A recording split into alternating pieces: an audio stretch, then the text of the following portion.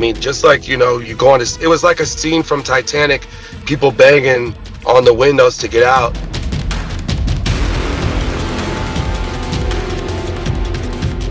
I just wish, you know, in that moment, you wish you could do more, because, you know, one person got back to the ship and I seen him or her.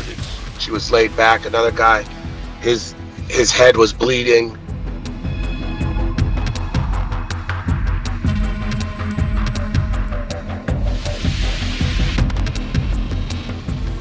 I could see people that were below the waterline inside the boat where the windows were covered by water, and they're banging on the windows trying to break them, but they couldn't get them. It was a wild scene, like, to pull up to that.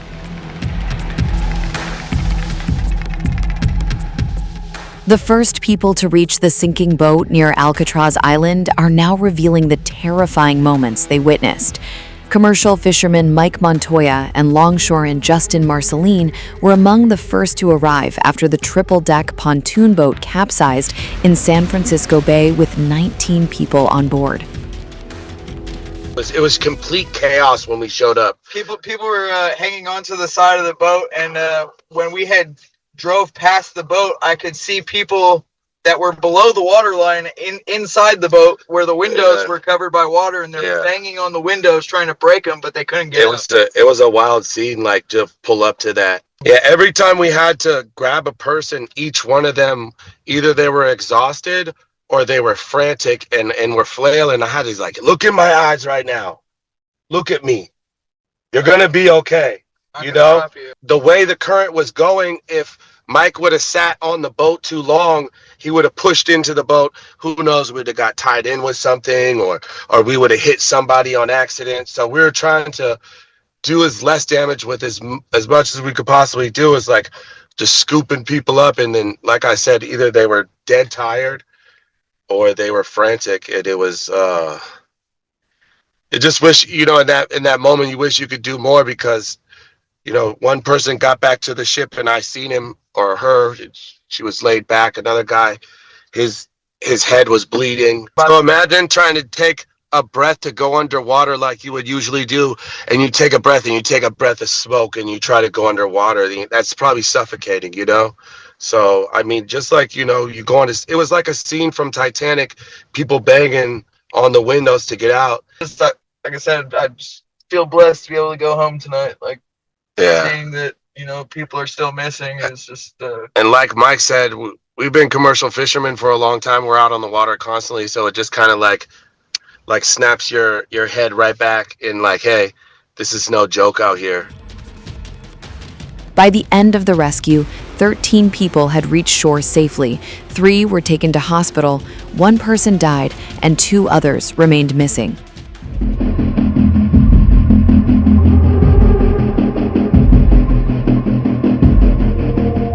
The San Francisco Police Department Marine Unit was the first on the scene and witnessed a gentleman in the water who was in severe distress. They placed him on their boat, initiated CPR, brought him into Gas House Cove right here, and this individual was declared deceased at that point.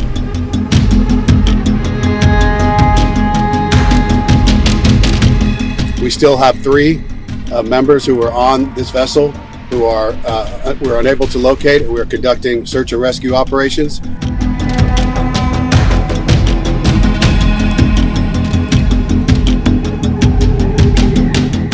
A family memorial on the waters of San Francisco has ended in heartbreak after a pontoon boat suddenly sank near the infamous Alcatraz Island, leaving 1 person dead, 3 others missing, and triggering a desperate overnight search. We have currently 20 people who are reported to be on the vessel. Initially, we had 19, and after witness accounts, we determined that there were 20 folks on this vessel. We have 13. What began as a peaceful gathering quickly turned into a race against time. Authorities say the 3-deck pontoon boat was carrying mostly family members who had gathered for a memorial service when disaster struck in the waters of San Francisco Bay. Rescue crews rushed to the scene near Alcatraz Island, expecting to battle a fire after the emergency call first came in. The information we have is that it left from St. Francis Yacht Club, And the initial report was a vessel on fire. Upon arrival, our members did not evidence any fire. The reports we've had from witnesses is that there was rough seas, and apparently the vessel began to take on water and was turned over in the bay. But when firefighters arrived, they found something far more alarming. The vessel was almost completely underwater. Its engine was still running, fuel was leaking into the bay, and people were struggling in the cold Pacific waters. San Francisco Fire Chief Dean Crispin said crews found the boat nearly submerged, with rescue operations immediately shifting from a reported fire to a full-scale water rescue. Boats, rescue swimmers, and emergency crews pulled survivors from the frigid water, while others remained unaccounted for.